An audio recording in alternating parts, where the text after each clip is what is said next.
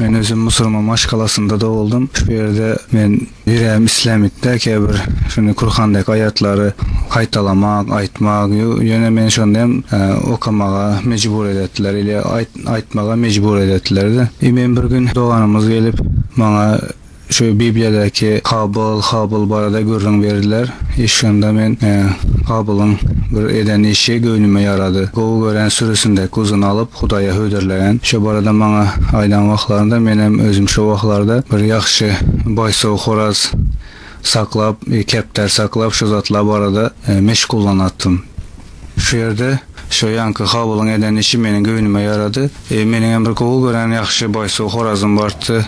Menem şunu Hudaya ödürlemege yüreğime dövdüm. Men şunu Huday üçün deyip şu vaxt hissada düşünmesem onu kellesini alıp bizler maşkalamız bilen oturup bu da Hudaya ödürlerini yal edip maşkalamız bilen oturup iyiydik şunu. Bir hepte geçenden sonra yine biri gelip bana İsa'nın el yüreğini kabul etmeli degi bu arada bana gurrun verdi. Şunda men isledim İsa'nın yüreğimi kabul etmege. Men öyüme gelip İsa'nın önünde tövbe edip günahlarımı boyuna alıp İsa'nın yüreğime çağırdım. Şu arada son men durmuşumda men içimde bir zatlar geplep başladı. Men bolsa Huday geple oturandır dep fikir ettim. Bunun yazatlarını men görmen son doğrudan şu İsa'nın yüreğime çağıran son yine içimde bir zatlar geplep başladı. Şu Hudaydır dep men ona kulak asıp başladım. Son bulmana erbe zatları menin islemeyen önkü etmeyen işlerim bana aydıp başladı. Sen onu de et, sen bunu et. Yollarda işe giden vaxtlarımda yollarda saklap meni durduysa duruyatım, gittiyse gidiyatım. Men bir yıl 2 yılla şu arada yaman ecer çektim. Şu yerlerde kim bilen görüşmegem bilmedim, kimden soramagam bilmedim. Niçin bunu yazatla bol oturan deyip men köp kıynaldım şu arada.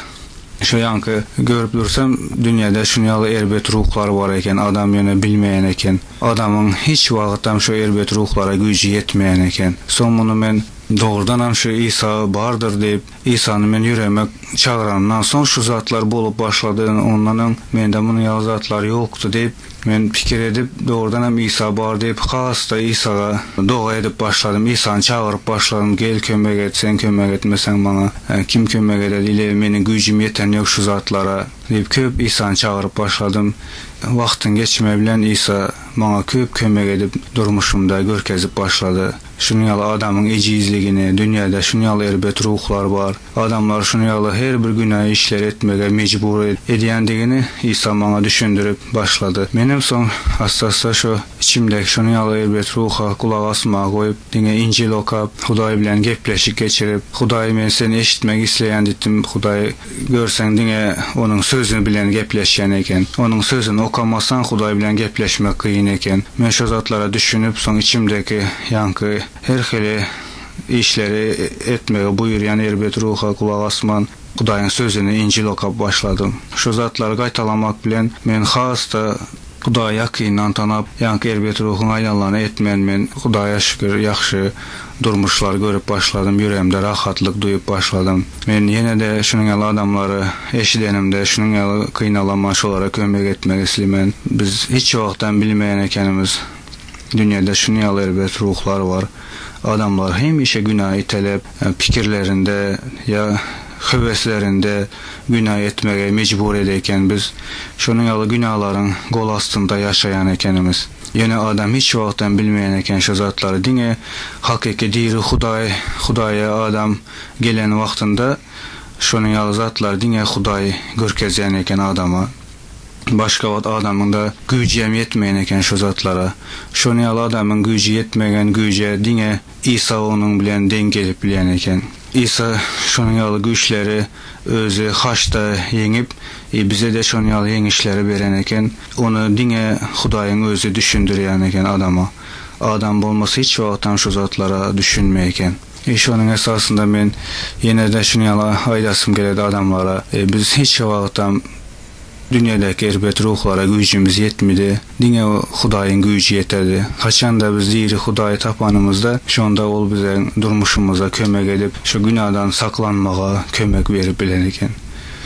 O dünyada şu ruhlara dengelecek hiçbir zat yok. Dinge ona İsa dengeledi. İsa men şu İncil okap başlanımda İsa şunun yalı sözleri aydadı. Men bu dünyanı yengdim, yengişi de size berdim deyip.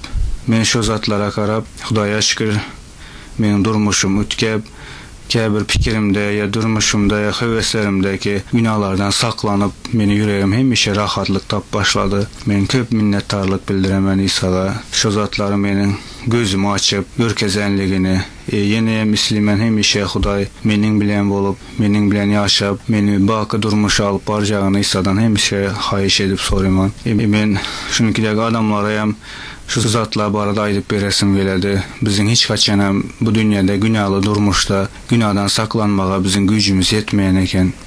Bunu dine saklayacak İsa saklabilen.